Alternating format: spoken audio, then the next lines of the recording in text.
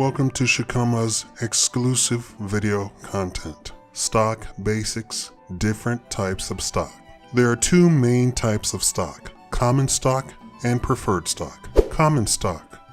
Common stock is, well, common. When people talk about stocks, they are usually referring to this type. In fact, the majority of stocks issued is in this form. We basically went over features of common stock in the last session. Common shares represent ownership in a company and a claim, dividends, on a portion of profits. Investors get one vote per share to elect the board members, who oversee the major decisions made by management. Over the long term, common stock, by means of capital growth, yields higher returns than almost every other investment. This higher return comes at a cost, since common stock entails the most risk. If a company goes bankrupt and liquidates, the common shareholders will not receive money until the creditors, bondholders, and preferred shareholders are paid. Preferred stock.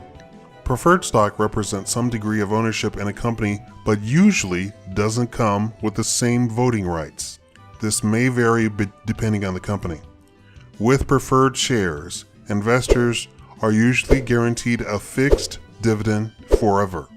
This is different than common stock, which has variable dividends that are never guaranteed. Another advantage is that in the event of liquidation, preferred shareholders are paid off before the common shareholders, but still after debt holders.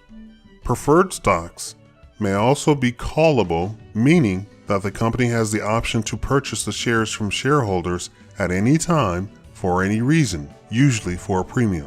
Some people consider preferred stock to be more like debt than equity. A good way to think of this kind of shares is to see them as being in between bonds and common shares. Different classes of stock. Common and preferred are the two main forms of stock. However, it's also possible for companies to customize different classes of stock in any way they want. The most common reason for this is a company wanting the voting power to remain with a certain group. Therefore, different classes of shares are given different voting rights.